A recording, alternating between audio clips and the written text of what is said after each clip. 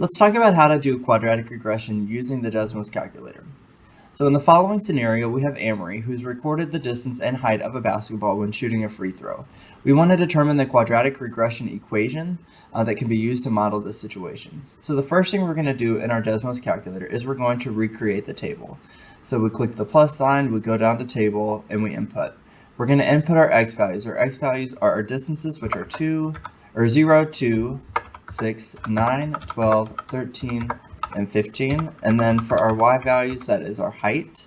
And that's going to be 4, 8.4, 12.1, 14.2, 13.2, 10.5, and 9.8. And as we graph, we'll see, and you can move the graph around if you need to, if you can't see all of the points, but we can see that we do have something that mirrors a quadratic relationship. Because it's real-world data, remember that it's not going to be perfect. The next thing we're going to do is we're going to come up with our regression equation for this quadratic function.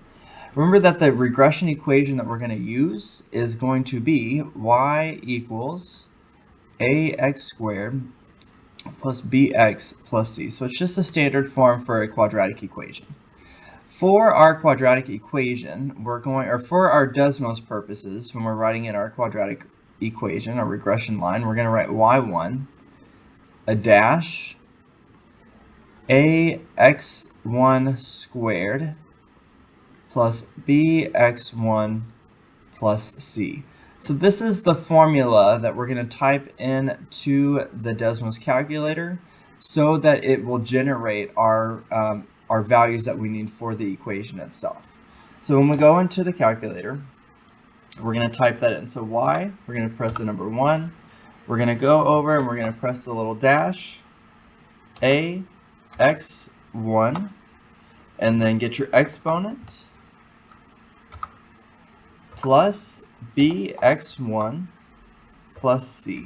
So we're not typing in values, we are typing in that standard form equation using this formula for Desmos. If you don't use that formula, it's not going to give you the values. And then once we have that, we see that our a is negative 0.118, we'll round that up.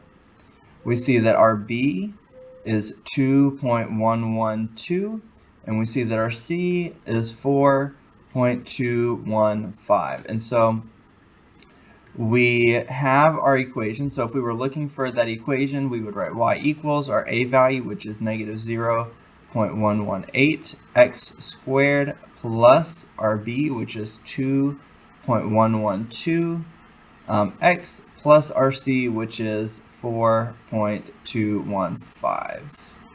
And I am going to move these over so that we move that too. Oh, okay, JK. This right here would end up being our equation. And so if we look to the right, we can see that that equation is graphed for us. And so we could use this to make predictions within the data or beyond. And then it also shows us our trends. So we can see that all of these points are fairly close to our line, our equation, our parabola of best fit in this case. And so this would be a very strong relationship. If we look here, we see r squared, the quadratic regression, which is 0.9584, which again tells us that it's strong. Now, in Algebra 1, we don't necessarily need to know the r squared value. We just need to be able to come up with the equation and make predictions. So in this next one, it says, using the data, what would you expect the height of the ball to be at a distance of 18 feet? And so here, we would just need to know what ordered pairs are. So again, we can use our Desmos calculator to figure out which of the points, which of the values would be on our regression line. And so we know that we have a distance, we're looking for a distance of 18 feet. So we know our x value is distance. So for each of these points, the x value would be 18. And then our y values would be 3. We want to know, would it be 3 feet high at a distance of 18? Would it be 3.4 feet high? Would it be 4 feet high? or would it be 4.8 feet high? And so all that we're going to do to determine the answer to this question is go to our calculator and plot those ordered pairs. So my first ordered pair would be 18, 3. And I'm looking to see, does that fall on my regression line? It does not. This point right here that we just graphed is below it. So again, it would not be 18, 3. So we'll call that point A. For point B, that would be 18 and 3.4. And again, while we're looking at this, we can see that point B, it is closer, so it could potentially be our answer, but it is not, again, does not fall on that regression line, or that regression parabola.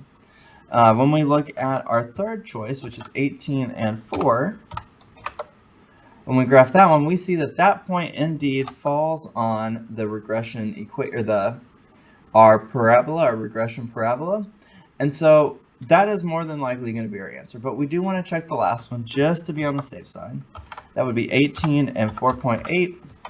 As we're graphing that one, we again see that point D is above it. So even though it falls within the trend of the theta, it does not fall on our regression parabola. And so in this case, C would be the best option. So if we're using the regression equation, we would predict the ball to be at a height of 4 feet when the distance away is 18 feet.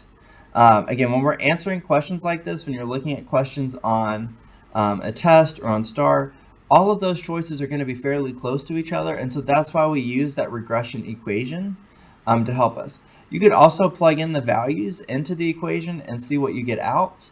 So you could plug in 18 in for x, so you could have done 0.118 and then plugged in 18 squared plus 2.112